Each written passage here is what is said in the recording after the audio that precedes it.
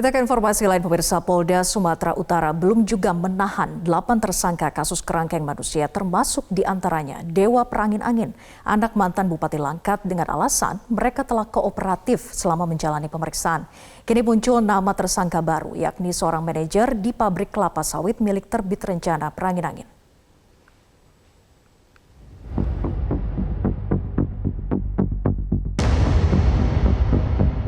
Usai menjalani pemeriksaan secara maraton di Gedung Subdit Jahtanras Polda Sumatera Utara, tim penyidik memutuskan tidak menahan 8 tersangka kasus tindak pidana perdagangan orang atau TPPO kerangkeng manusia, dengan salah satu tersangkanya adalah Dewa Perangin-Angin, anak Bupati nonaktif Langkat. Salah satu pertimbangan tim penyidik tidak segera menahan para tersangka karena 8 tersangka dinilai bersikap kooperatif selama menjalani pemeriksaan. Kini para tersangka sudah kembali ke rumah mereka masing-masing dan hanya diperintahkan untuk wajib lapor. Selanjutnya, tim penyidik akan melakukan kegiatan prarekonstruksi kasus dugaan kekerasan di lokasi kerangkeng manusia milik Bupati nonaktif Langkat Terbit Rencana Perangin-Angin hingga mengakibatkan sedikitnya 6 orang meninggal dunia.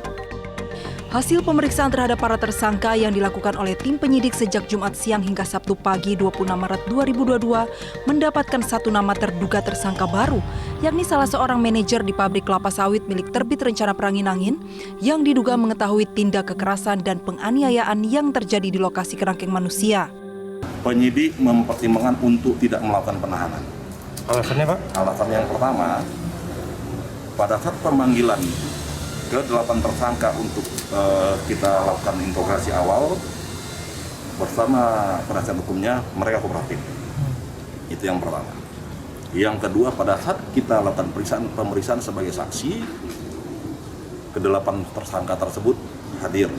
Dan kemarin rekan-rekan juga menyaksikan ke-8 tersangka tersebut hadir pada saat kita panggil di tanggal 25 kemarin. Temuan sel kerangkeng manusia berawal dari penggeledahan rumah Bupati nonaktif Langkat Terbit Rencana Perangin-Angin usai ditahan KPK karena terjaring operasi tangkap tangan pada bulan Januari lalu. 2 bulan kemudian, Polda Sumatera Utara menetapkan 8 orang sebagai tersangka terkait temuan kerangkeng manusia di Langkat. Polisi menjerat para tersangka dengan 2 pasal dari Undang-Undang Tindak Pidana Perdagangan Orang dengan ancaman hukuman maksimal 15 tahun penjara dan hukuman tambahan. Dari Medan, Sumatera Utara, Teguh Angga, Metro TV. Dan pemirsa, untuk mengetahui perkembangan pemeriksaan terhadap 8 tersangka kasus kerangkeng manusia, informasi selengkapnya akan disampaikan oleh kontributor Metro TV Teguh Angga langsung dari Medan, Sumatera Utara. Selamat sore Teguh, apakah hari ini ada pemeriksaan lanjutan di Mapolda Sumatera Utara? Ya, sore Vera. Jadi sore hari ini Polda Sumatera Utara belum ada melakukan pemeriksaan terhadap 8 tersangka kasus kerangkeng manusia milik mantan Bupati Langkat Terbit Rencana Perangin-Angin.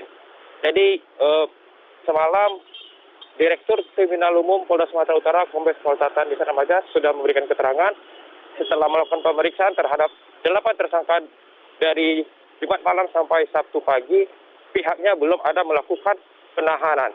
Dan sampai sejauh ini pihak Polda Sumatera Utara terus melakukan monitoring terhadap hasil keterangan para tersangka yang didapat oleh penyidik.